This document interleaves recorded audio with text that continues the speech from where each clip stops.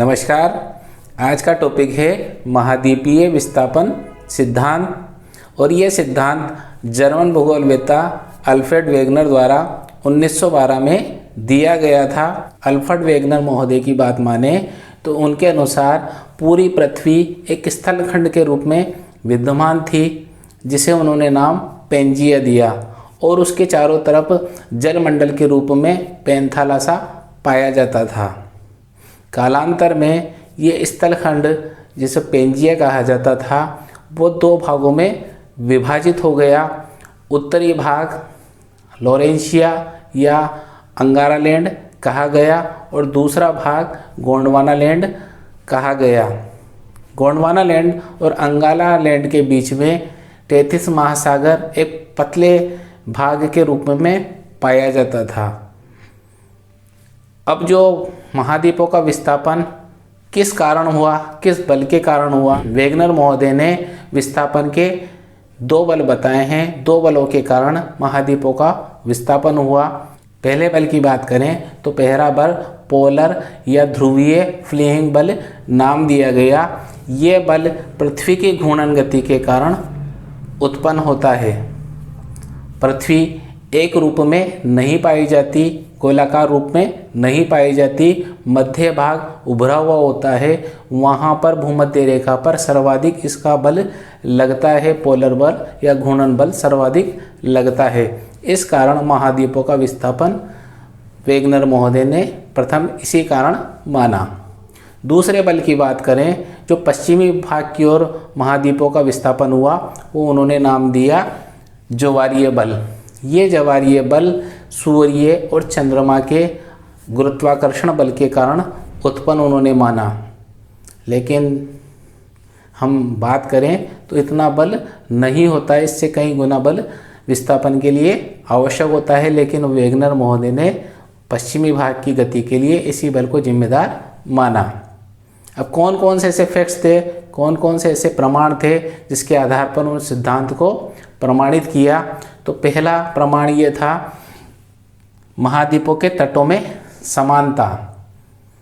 दक्षिणी अमेरिकी देशों और पश्चिमी अफ्रीका के देशों के तटों के बीच में उन्होंने साम्यता मानी।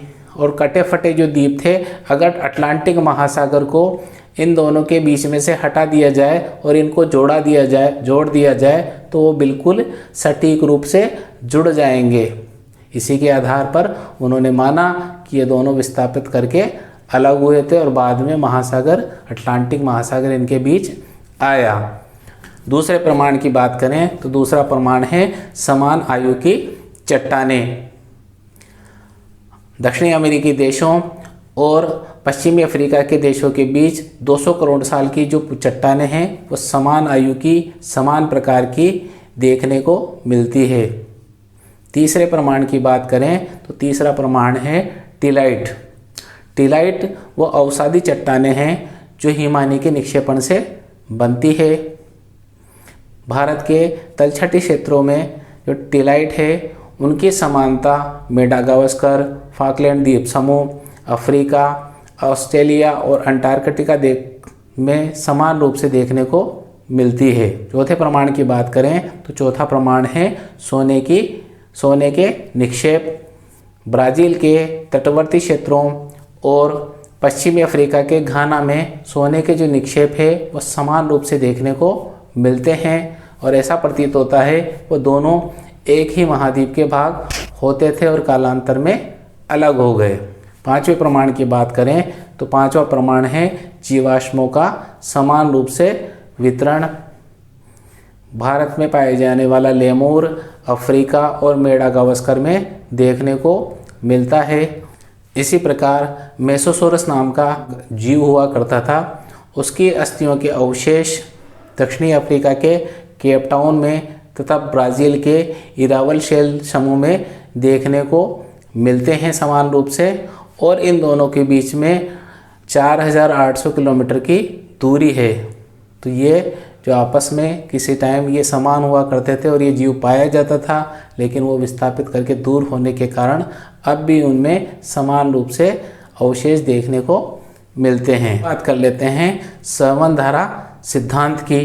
तो संवहन धारा सिद्धांत 1930 में आर्थर होम्स द्वारा दिया गया था।